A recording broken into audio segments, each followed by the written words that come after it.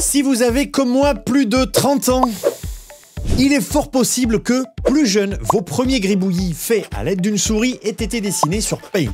Et en effet, cette application, qui existe depuis Windows 1.0, est largement connue et a traversé les âges. La plupart d'entre nous ont effectué au moins une fois une capture ou un enregistrement d'écran à l'aide de l'outil capture d'écran. Aujourd'hui, ces deux applications sont améliorées par l'intelligence artificielle et on va voir ensemble à quel point cela peut vous aider dans votre vie de tous les jours.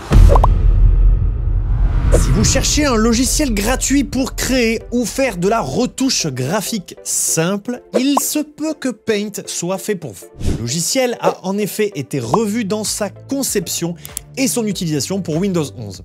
Il présente une interface plus simple et plus intuitive, mais surtout, Paint intègre maintenant de nouvelles fonctionnalités intégrant l'IA. Pour commencer, refaisons un rapide tour de l'interface. Le canevas est désormais placé au centre, comme dans la plupart des logiciels de retouche d'images. En haut, vous avez accès à tous les puissants outils d'édition et de création d'images.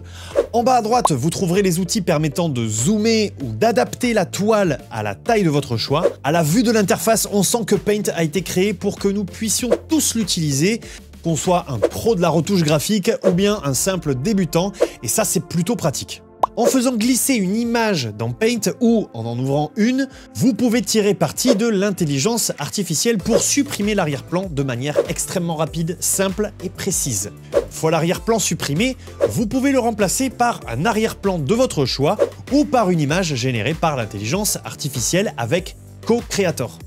Je peux maintenant gérer mes calques facilement pour créer l'image à ma convenance. Une fois terminé, je peux sauvegarder et partager cette image.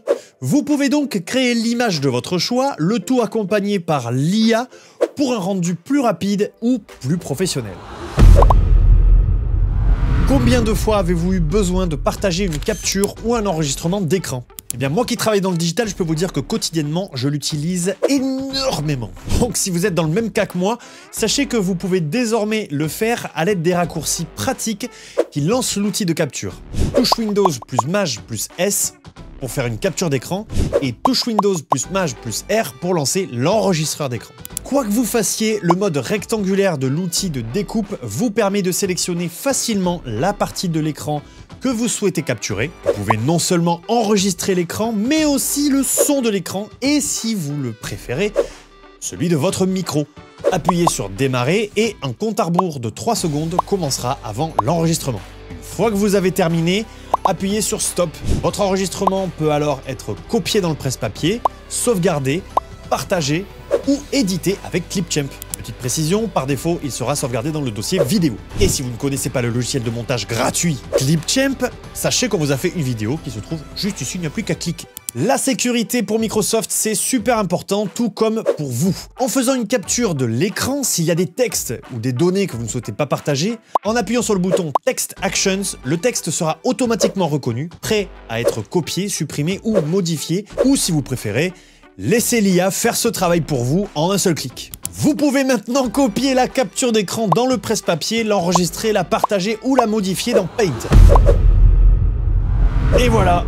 Que vous ayez besoin de créer de toutes pièces ou de modifier des captures d'écran ou de capturer des moments importants, les outils Microsoft que vous connaissez déjà et aimez sont désormais optimisés avec l'intelligence artificielle dans Windows 11. Et surtout, ils sont simples et pratiques à utiliser. Voilà, c'est déjà la fin de cette vidéo. Vous le savez, sur la chaîne, on travaille avec Microsoft pour vous fournir des informations sur et des tutos sur les produits et services Microsoft.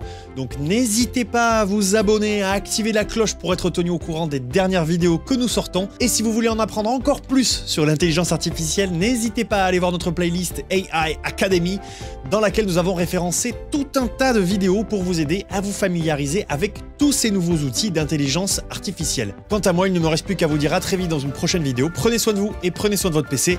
Ciao!